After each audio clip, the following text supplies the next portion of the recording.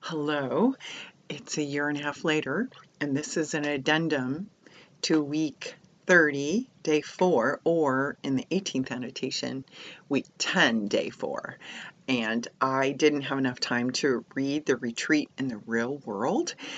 And I even made an earlier video this morning, uploaded it onto YouTube, and realized I didn't read the whole thing because there is the Creighton University. I just think it's so beautiful that I wanted to read it to you. And I thought, why did it only take me 4 minutes when it takes them 13? It's because I didn't read the whole thing. So I'm going to read.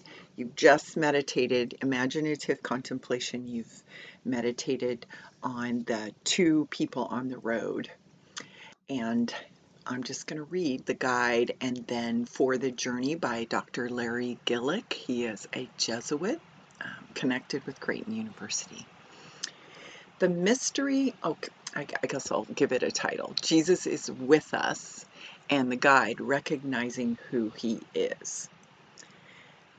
The mystery of our everyday lives is that Jesus is with us, but we often don't recognize him.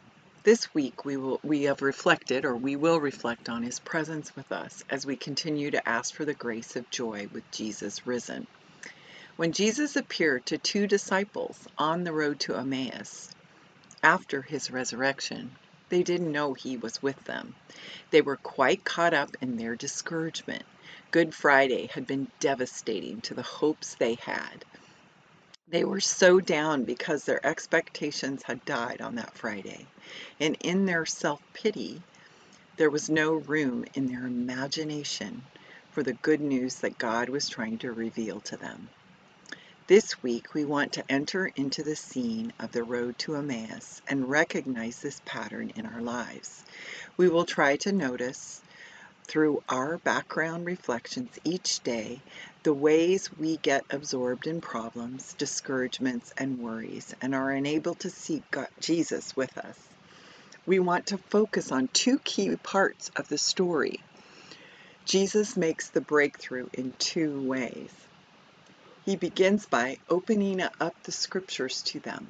This is very much what Jesus has been doing for us during this retreat in everyday life, spiritual exercises. We have come to understand the story and to appreciate how he came to enter our lives completely. We now know the patterns we face of not wanting to embrace our lives completely, resisting our own diminishment and death. The temptations to riches, honors, and pride abound.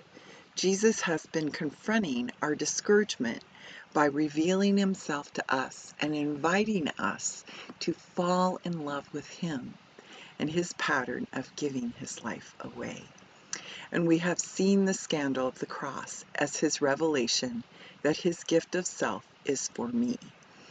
How often our hearts have burned within us. Jesus then comes into their home with them and ritually gives them a way to recognize him and remember him.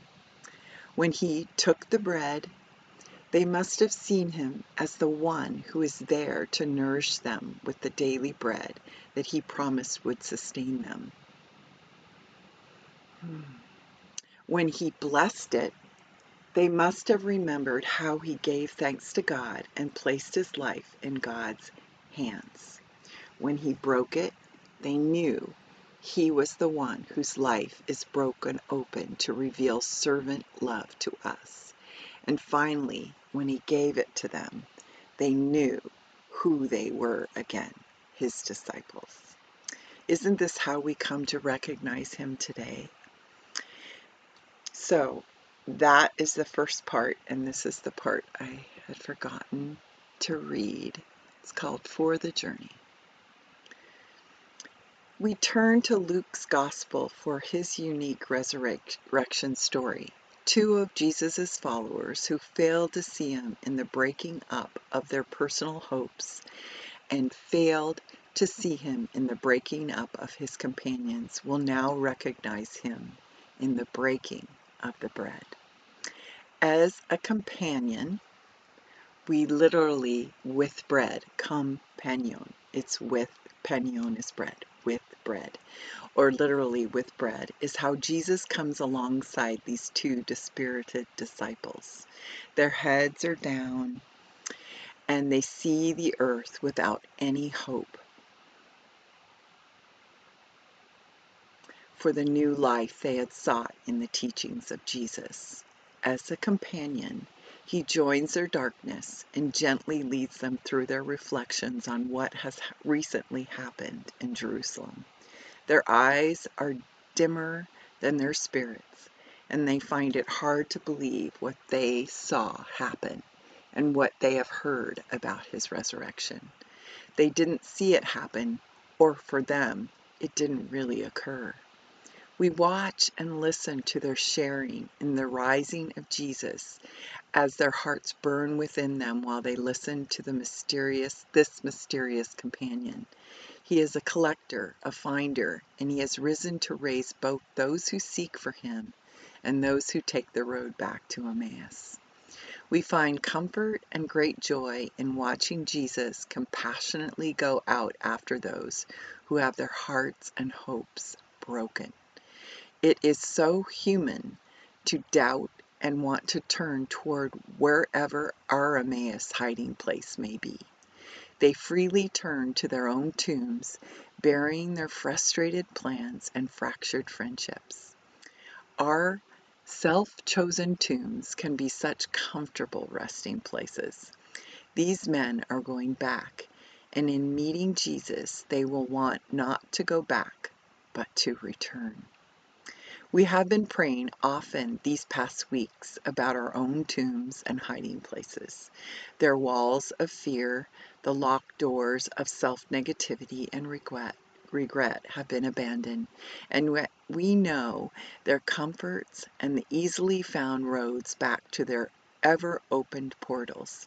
It is very dark in our tombs, and Jesus constantly invites us into the sunshine.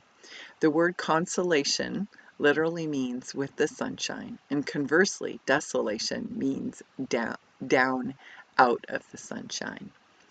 The men we watch these days experience the warmth of the sun in their being invited out of their darkness. The Eucharistic bread withing remembers them with bread, companion with bread. Remembers them, and they want to rejoin their companions, who themselves have been called out.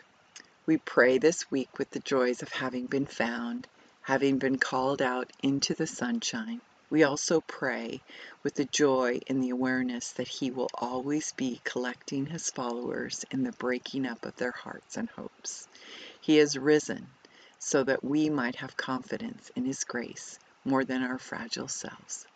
Easter is forever. So with that, there's what I read for the journey, just the recognizing that Jesus is with us, and this is just, it's so significant. He's trying to make an analogy of them running away, going to Emmaus, discouraged. What is our Emmaus that we run? But how they ran back. And it's interesting, between when I messed up on the first video and didn't do the whole thing, and I went for a long walk with my husband in an arboretum, and I said, wouldn't it be fun for us on Easter this year to go 7.5 miles out away from home, and then go and have a dinner, and then walk back in the dark 7.5 miles? So I think we might do it.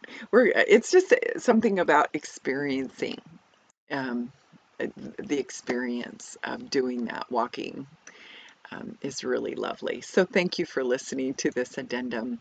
And again, you can go to onlineministries.creighton.edu.